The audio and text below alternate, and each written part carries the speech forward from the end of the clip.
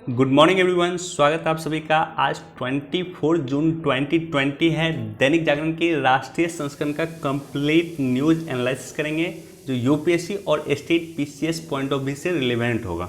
Right, तो सबसे पहले हमारे चैनल पर नए हैं तो सब्सक्राइब कर दें, पुराने हैं तो लाइक कर दें, शेयर करें, कमेंट करें। कोई क्वेश्चन पूछना है कमेंट सेक्शन में क्वेश्चन पूछ सकते हैं। आज का क्वेश्चन, वीडियो देखना शुरू किया है तो सबसे पहले पॉज करके इस क्वेश्चन का जवाब आप हमें कमेंट सेक्शन में दे दो। यूपीएससी 19 में ये क्वेश्चन पूछा गया था।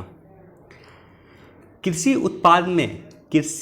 उत्पाद में भारत ने पिछले 5 वर्ष में मूल्य के आधार पे यानी कॉस्ट के आधार पे सबसे अधिक आयात किया है। कौन सा उत्पाद?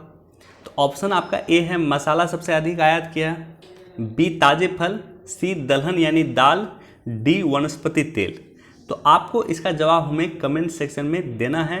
वीडियो के आखिर में मैं इस पर डिस्कस कर दूंगा ये टॉपिक इम्पोर्टेंट क्यों है। लगातार 2 वर्ष यूपीएससी ने इस पर क्वेश्चन पूछा था, 18 में और 19 में भी।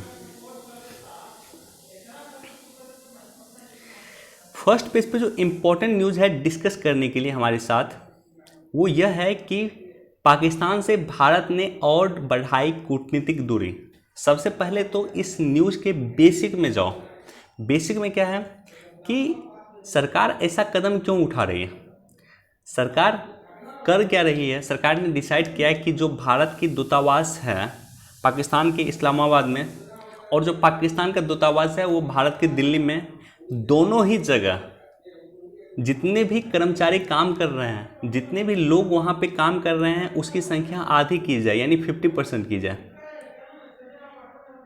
न्यूज़ आपको क्लियर हुआ कि पाकिस्तान में जो भारत के दूतावास है वहाँ जितनी उनकी स्ट्रेंथ है उसको भी आधा किया जाए, और पाकिस्तान का दूतावास जो इंडिया में है वहाँ भी स्ट्रेंथ को आधा किया जाए। जितने कर्मचारी काम कर रहे हैं उसमें महज आधे कर्मचारी ही काम करें, रेस्ट पाकिस्तानी रिटर्न हो जाए और भारत का जो दूतावास है वहाँ से इंडिया आ जाए। तो आधे आधे कर्मचारी दोनों ही जगह काम करेंगे।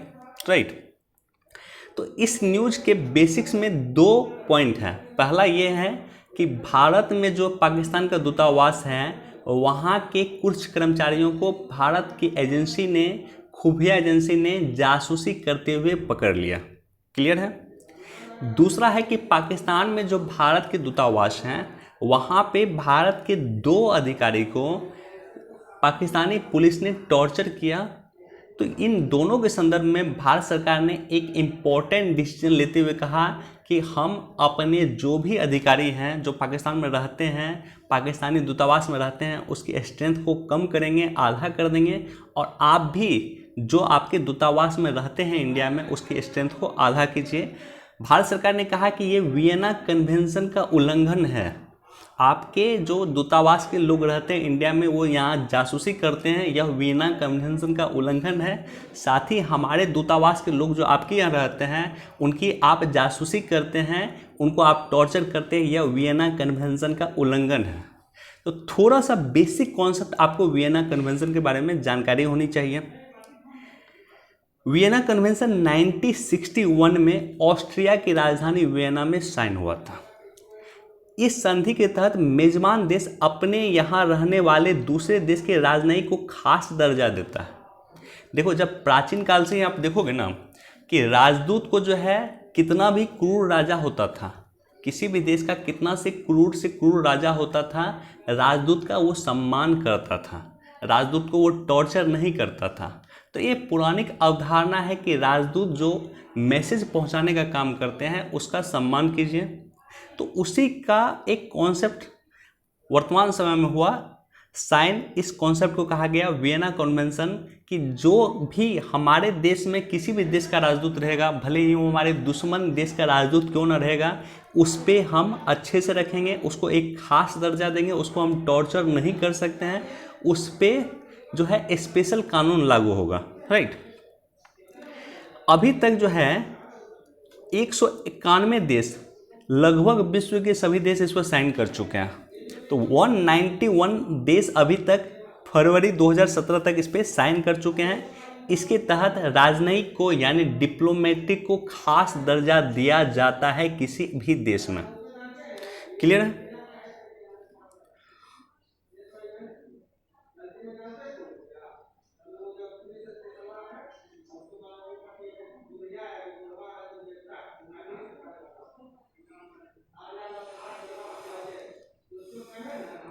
इसको एक बार देख सकते हो, चूंकि रविशंकर जी का एक स्टेटमेंट है, एक इंटरव्यू छपा है, तो एक बार आप इसको पढ़ सकते हैं।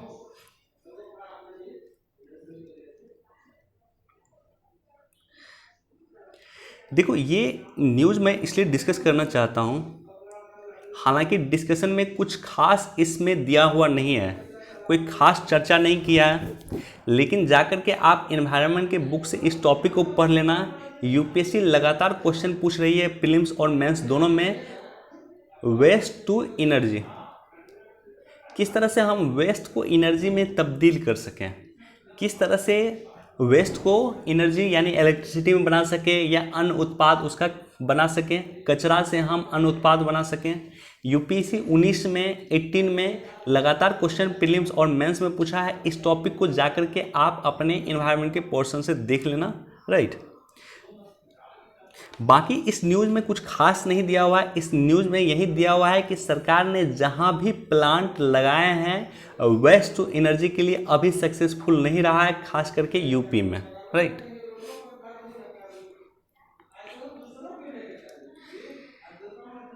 देखो, चीन से झड़प और विवाद के बीच देश को बड़ा बहुमत मोदी के साथ, हालांकि पॉलिटिकल है, लेकिन थोड़ा सा मैं जानकारी आपको देना चाहता हूं। जानकारी ये देना चाहता हूं कि प्राइम मिनिस्टर मोदी ने कुछ दिन पहले कहा था कि हमारे देश की सीमा में कोई भी चीनी सैनिक इंटर नहीं किया है, कोई भी चीनी सैनिक घुसपैठ नहीं किया, ऐसा कहा, ठीक है। उसके बाद जो है चीनी मीडिया ने खास करके चीन के जो माउथ पीस है ग्लोबल टाइम्स, उन्होंने कहा कि भारत सरकार जब खुद कह रही है, भारत के प्राइम मिनिस्टर खुद कह रहे हैं कि चीनी सैनिक ने किसी भी कानून का उल्लंघन नहीं किया है, चीनी सैनिक ने किसी भी भारत की सीमा में नहीं गया है, यानी भारत के सैनिक चीन की सीमा में इंटर किया। क्लियर है इतना? यानी प्राइम मिनिस्टर मोदी के स्टेटमेंट को तोड़ मरोड़ कर पेश किया गया है चीनी मीडिया में। चीनी मीडिया में कहा है कि जब प्राइम मिनिस्टर मोदी खुद एक्सेप्ट कर रहे हैं कि चीन के सैनिक भारत की सीमा में नहीं गए हैं, तो इसका मतलब ये होता है कि भारत के सैनिक चीन की सीमा में आए हैं, यानी गलवान घाटी का जो क्षेत्र है वो हमारा क्षेत्र है, और हमारे क्षेत्र में जो है वो भारत के सैनिक आए हैं। तो इस तरह से वो मैसेज इंटरनेशनली मैसेज देने का काम किया है चीन के मीडिया में। प्राइम मिनिस्टर मोदी के स्टेटमेंट को तोड़ मरोड़ कर पेश किया गया। उसके बाद जो है सरकार मोदी जी की आलोचना किए पूर्व प्राइम मिनिस्टर मनमोहन सिंह, और मनमोहन सिंह ने कहे हैं कि इस तरह का स्टेटमेंट जो है खास करके प्राइम मिनिस्टर मोदी को नहीं देना चाहिए, जो चीन को किसी भी तरह से एज देने का काम करे, चीन को किसी भी तरह से फ़ायदा देने का काम करे, चीन के मीडिया को फ़ायदा दे, राइट। यानी हमारे देश के सीमा में घुसे थे चीन के सैनिक, इसे हमें एक्सेप्ट करना चाहिए, और हमारे देश के बहादुर सैनिकों ने उसे खदेड़ने का काम किया। क्लियर है? तो इसी को लेकर के इशू हुआ है लगातार पिछले 2-3 दिन में, पक्ष और विपक्ष में इसको लेकर के इशू है।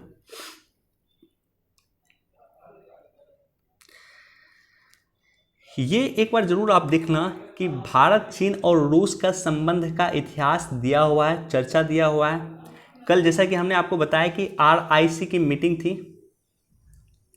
और RIC की मीटिंग में रशिया, इंडिया और चाइना तीनों ही देशों के विदेश मंत्री ने आपस में वार्ता की, लेकिन बायलैटरल इशू चर्चा नहीं हुआ। यानी भारत और चीन के बीच में क्या विवाद है इसको लेकर के चर्चा नहीं हुआ, लेकिन ट्राइलेटरल इशू, तीनों का जो सामूहिक मुद्दा है उसको लेकर के चर्चा हुआ है, इंडिया, चाइना और रशिया। इसका होस्ट कौन कर रहा था? इसका होस्ट कर रहा था रशिया। क्लियर है? तो इसी संदर्भ में यहां पे दिया हुआ है, एक बार आप इसको पढ़ सकते हैं।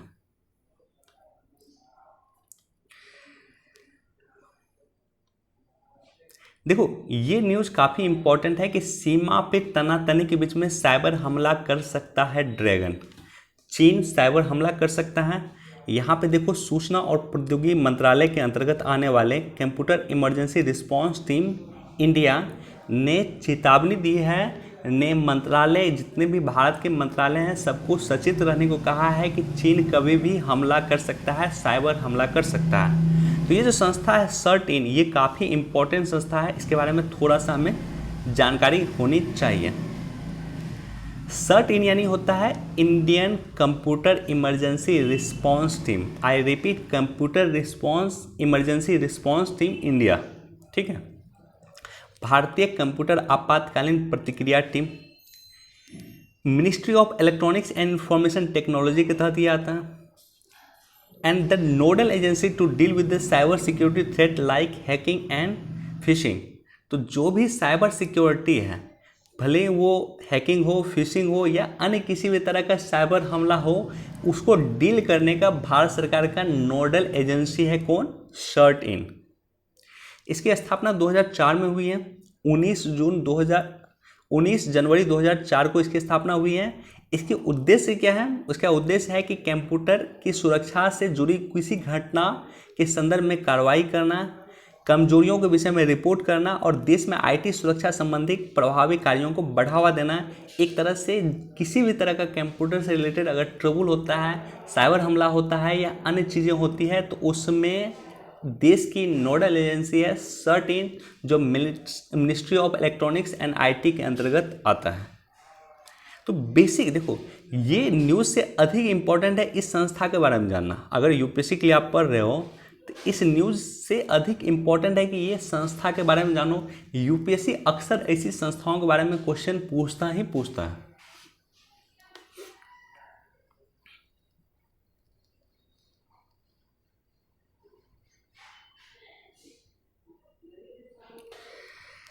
कभी ना भूलने वाला आपातकाल।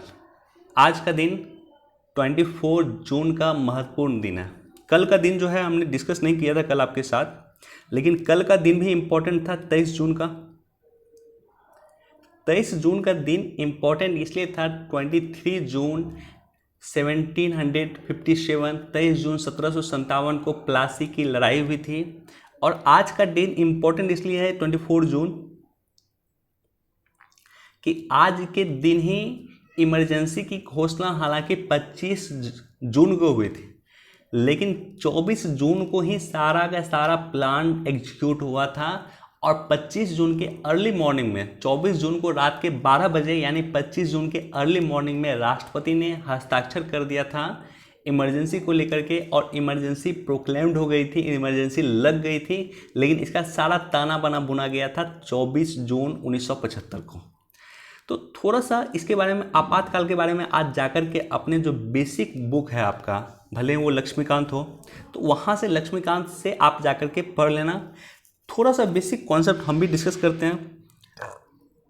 भारत के संविधान के भाग 18 में, भाग 18 में आर्टिकल 352 से 60 के बीच में आपातकाल के संदर्भ में उपबंध है। 352 राष्ट्रीय आपातकाल, 356 राज्य आपातकाल यानी राष्ट्रपति शासन, और 360 जो हो गया वो हो गया वित्तीय आपातकाल। राष्ट्रपति शासन जो है कई बार लग चुका है, 100 से अधिक बार लग चुका है। 352 यानी राष्ट्रीय आपातकाल महज 3 बार लगा है, और वित्तीय आपातकाल अभी तक एक बार भी नहीं लगा है। हालांकि चर्चा थी कि कोरोना के समय में लग सकता है, लेकिन नहीं लगा है अभी तक। आर्टिकल 352 जिसमें राष्ट्रीय आपातकाल की चर्चा है, ये जो है युद्ध, वायु आक्रमण और सशस्त्र विद्रोह, तीनों ही पॉइंट अच्छे से याद रखना। युद्ध के कारण, वायु आक्रमण के कारण या सशस्त्र अगर विद्रोह हो तो इसके कारण संपूर्ण भारत में या किसी हिस्से में सुरक्षा कारण को लेकर के राष्ट्रीय आपातकाल लगाया जा सकता है। या तो पूरे भारत में लगा सकते हैं, या किसी पर्टिकुलर क्षेत्र में लगा सकते हैं। या तो युद्ध की स्थिति हो, या तो वायु आक्रमण की स्थिति हो, या सशस्त्र विद्रोह की स्थिति हो। तो ऐसा इनिशियल नहीं था। संविधान जो है, जो मूल संविधान में ये शब्द एग्जैक्टली नहीं थे। मूल संविधान में सशस्त्र विद्रोह की जगह जो है आंतरिक अशांति था, कि आंतरिक अशांति के नाम पे भी इमरजेंसी प्रोक्लेम्ड किया जा सकता है, इमरजेंसी लगाया जा सकता है। और इंदिरा गांधी ने इसी का यूज किया। इंदिरा गांधी ने आंतरिक अशांति के कारण जो है आपातकाल लगाया था 1975 में, और उसके बाद जो है 44 संविधान संशोधन, यहाँ पे ये गलत है, 72 नहीं है, 1978 है। 44वां संविधान संशोधन 1978 में आंतरिक अशांति की जगह जो है हटाकर उसकी जगह सशस्त्र विद्रोह कर दिया गया। यानी देश में लोग अगर मान लो विद्रोह कर दे, पूरा अगर मान लो हथियार के साथ विद्रोह कर दे, वैसे कंडीशन में इमरजेंसी लगाया जा सकता है। लेकिन आंतरिक अशांति हो, मान लो एक व्यक्ति धरना दे रहा है, देश में हर जगह धरना चल रहा है, शांतिपूर्ण तरीके से लोग धरना दे रहा है, ऐसे कंडीशन में आप जो है इंटरनल इमरजेंसी नहीं लगा सकते हैं, आपातकाल नहीं लगा सकते हैं, आर्टिकल 352 का प्रयोग नहीं कर सकते हैं। तो ये चेंज किया गया था 44वें संविधान संशोधन 1978 के द्वारा। अब देखो एक महत्वपूर्ण फैक्ट याद रखना कि जब भी आर्टिकल 352 लगेगा तो आर्टिकल 358 बाय डिफॉल्ट लग जाएगा। ये जाकर के पढ़ना, लक्ष्मीकांत में अच्छे से दिया हुआ है कि जब भी आर्टिकल 352 लगेगा यानी राष्ट्रीय आपातकाल की घोषणा होगी तो आर्टिकल 358 अपने आप लग जाएगा। और आर्टिकल 358 का मतलब है कि भारत के संविधान के आर्टिकल 19 जो मूल अधिकार दिया हुआ उसका वो निलंबित हो जाएगा। राइट, मूल अधिकार आर्टिकल 19 में जो भी दिया गया है, जो अभिव्यक्ति की आज़ादी है, बोलने की आज़ादी है, ठीक है, ये सब की आवाज़ मीडिया को लेकर के है, ये सारे के सारे पार्ट निलंबित हो जाएंगे। आई रिपीट, आर्टिकल 352 लगेगा तो बाय डिफॉल्ट आर्टिकल 358 लग जाएगा। और आर्टिकल 358 के अंतर्गत चर्चा है कि आर्टिकल 19 जो है निलंबित हो जाता है, यानी बोलने की आज़ादी, अभिव्यक्ति की आज़ादी निलंबित हो जाता है बाय डिफॉल्ट। लेकिन आर्टिकल 352 लगेगा तो 359 लगेगा कि नहीं लगेगा ये जरूरी नहीं है। राष्ट्रपति अगर चाहेंगे तो आर्टिकल 359 लगाएंगे। और आर्टिकल 359 अगर लगेगा तो जितने भी मूल अधिकार है सारे मूल अधिकार निलंबित हो जाएंगे। व्यक्ति की मूल अधिकार सीमित हो जाएगा, निलंबित हो जाएगा जब तक आपातकाल रहेगा। अब सवाल ये होता है कि दो आर्टिकल 20 और 21 को छोड़ करके, यानी कभी भी किसी भी कंडीशन में आपका जो आर्टिकल 20 है, आर्टिकल 21 है जीवन का अधिकार, ये कभी भी निलंबित नहीं होगा। ऐसे कंडीशन में जब आर्टिकल 359 लगाते हैं राष्ट्रपति, सारे के सारे मौलिक अधिकार निलंबित हो जाते हैं, तो भी आर्टिकल 20 और 21 निलंबित नहीं होगा। उद्घोषणा की प्रक्रिया और अवधि, आर्टिकल 352 के आधार पर राष्ट्रपति तब तक राष्ट्रीय आपात की उद्घोषणा नहीं कर सकता है जब संघ का मंत्रिमंडल लिखित रूप में प्रस्ताव न भेजे। यानी संघ का जो मंत्रिमंडल है वो लिखित रूप में एक प्रस्ताव भेजना चाहिए कि हम चाहते हैं कि देश में इमरजेंसी लगे। वैसे कंडीशन में राष्ट्रपति इस पर उद्घोषणा कर सकता है। लेकिन 1975 में जब आपातकाल लगा था तो ये प्रोविज़न नहीं था। इंदिरा गांधी ने जब ये आपातकाल लगाई थी तो उन्होंने काउंसिल ऑफ मिनिस्टर या मंत्रिपरिषद से सहमति नहीं लिया था। तो उसके बाद जो है 44 संविधान संशोधन, 44वें संविधान संशोधन में इस बात को जोड़ा गया है कि राष्ट्रपति अगर आपातकाल लगाएगा तो वो मंत्रिपरिषद के लिखित परामर्श के आधार पर ही लगाएगा। अगर उद्घोषणा होती है आपातकाल की, उसके बाद संसद की जो है स्वीकृति लेना आवश्यक है। मान लो कि लोकसभा निलंबित है, पहली बात तो एक माह के अंदर संसद की स्वीकृति लेना आवश्यक है। अगर लोकसभा निलंबित है तो ऐसे कंडीशन में राज्यसभा के 2/3 सदस्य अनुमोदन कर दे तो उसके बाद आपातकाल जो है आगे बढ़ेगी। और कितना दिन के लिए आगे बढ़ेगी? 6 महीने के लिए आपातकाल आगे बढ़ेगी। और फिर नेक्स्ट 6 महीने बढ़ाने के लिए आपको फिर संसद के अनुमोदन की आवश्यकता है। क्लियर है? तो ये बेसिक कॉन्सेप्ट है, बेसिक पॉइंट है आपातकाल को लेकर के। मुझे लगता है कि मैंने आपको बताने की चेष्टा किया है, बताने का कोशिश किया है। आप डिटेल में इसको अपने बुक से पढ़ लेना।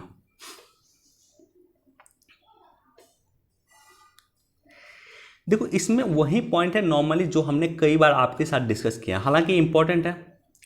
हमने आपके साथ डिस्कस किया है कि जो गांधी जी की स्वराज की अवधारणा थी, ग्राम स्वराज की अवधारणा थी, जहां गांधी जी ने कहा था कि गाँव को सशक्त बनाने की आवश्यकता है, गांव को समृद्ध बनाने की आवश्यकता है, गांव को स्वावलंबी बनाने की आवश्यकता है, गांव को इतना डेवलप करने की आवश्यकता है कि एक गांव किसी अन्य गांव पे भी निर्भर ना हो। तो इसमें भी उसी बात की चर्चा किया गया है कि गांव को अगर हमें आगे बढ़ाना, मान लो एक गांव है जिसका नाम है कुछ, एक गांव है, ठीक है, इस गांव का कोई उत्पाद अगर फेमस है तो उस उत्पाद को आवश्यकता है कि इंटरनेशनल मार्केट तक पहुंचाया जाए, दिल्ली और मुंबई जैसे मार्केट तक पहुंचाया जाए, तो उस गांव के उस उत्पाद की ब्रांडिंग करने की आवश्यकता है। तो इसी सब कुछ पॉइंट पे इस पर चर्चा किया गया है। खास करके ऐसे समय में जब भारत कोविड-19 से जूझ रहा है तो गांधी जी की प्रासंगिकता आज बढ़ गई है। यूपीएससी ने क्वेश्चन भी पूछा था पिछले वर्ष यूपीएससी ने पिछले वर्ष क्वेश्चन भी पूछा है मेंस में कि गांधी जी की वर्तमान में प्रासंगिकता क्या है या गांधी जी का महत्व क्या है, राइट। तो इसको एक बार जाकर के खुद से देख लेना, ऑलरेडी हमने कई बार डिस्कस किया है इसमें। ये मछली पालन को लेकर के भी है, आप इसको पढ़ सकते हैं, लेकिन आप हमें कमेंट सेक्शन में ज़रूर बताएं कि मछली पालन विश्व में सबसे अधिक मछली प्रोडक्शन या मछली पालन कौन सा देश करता है, मछलियों का उत्पादन सबसे अधिक विश्व में कौन सा देश करता है। कमेंट सेक्शन में हमें निश्चित तौर पे बताएं। मछली पालन को लेकर के एक बार देख सकते हैं, ऑलरेडी हमने कई बार डिस्कस किया है।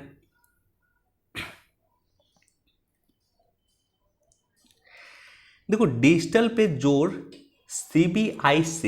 सीबीआईसी यानी केंद्रीय अप्रत्यक्ष कर और सीमा शुल्क बोर्ड, ये जो संस्था है, ये संस्था काफ़ी इम्पोर्टेंट संस्था है। किसी भी तरह का काम अगर मान लो अंतर्राष्ट्रीय व्यापार से काम होता है, कस्टम से रिलेटेड काम होता है, तो ये संस्था आती है, ये संस्था उसको रेगुलेट करने का काम करती है। अब न्यूज़ पहले सुन लो, उसके बाद बेसिक में जाएंगे। न्यूज़ क्या है कि ये संस्था ने पेपरलेस काम करना शुरू किया है, यानी डिजिटल पे सारा काम हो जाएगा, पीडीएफ पे सारा काम हो जाएगा, राइट। तो अब आपको जो है पेपर लाने की आवश्यकता नहीं है।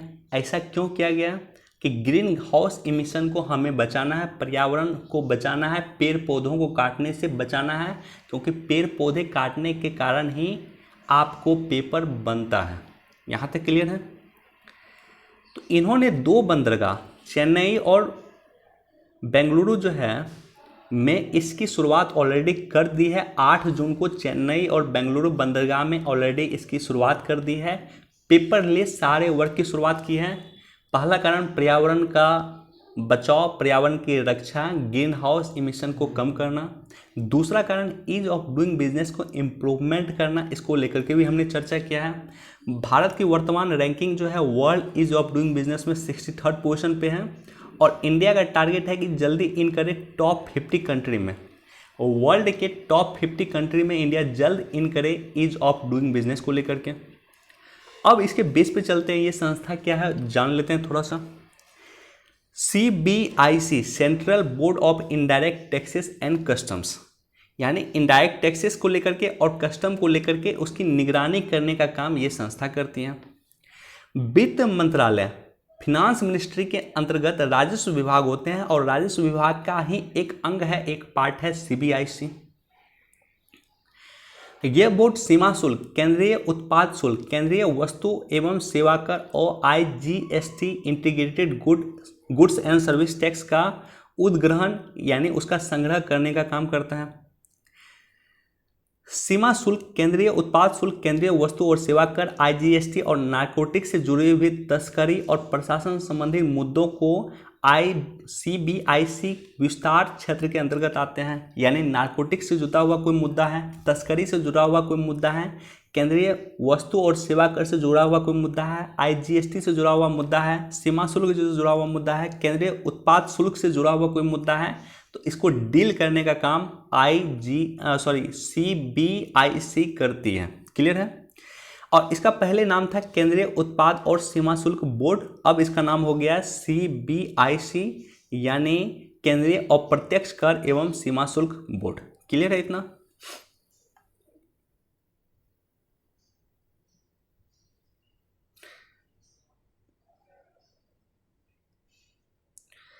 देखो, इंडिया और अमेरिका के बीच में जो रिलेशन है उसको लेकर के हमने चर्चा किया लगातार।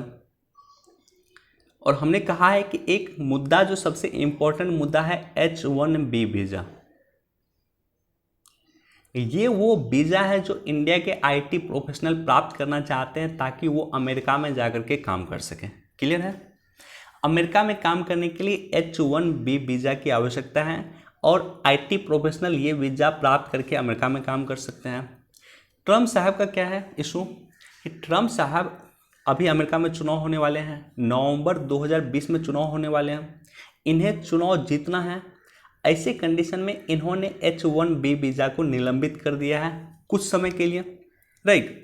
दिसंबर 2020 तक के लिए अमेरिका ने यह वीज़ा निलंबित कर दिया है क्योंकि नवंबर 2020 में अमेरिका में चुनाव होने जा रहे हैं।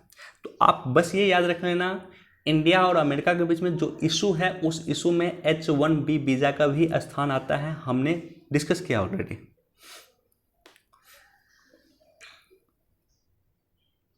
देखो आपातकाल के बारे में यहाँ भी दिया हुआ है, एक बार यहाँ भी आप देख लेना, एडिटोरियल पेज पे ऑलरेडी हमने डिस्कस किया है।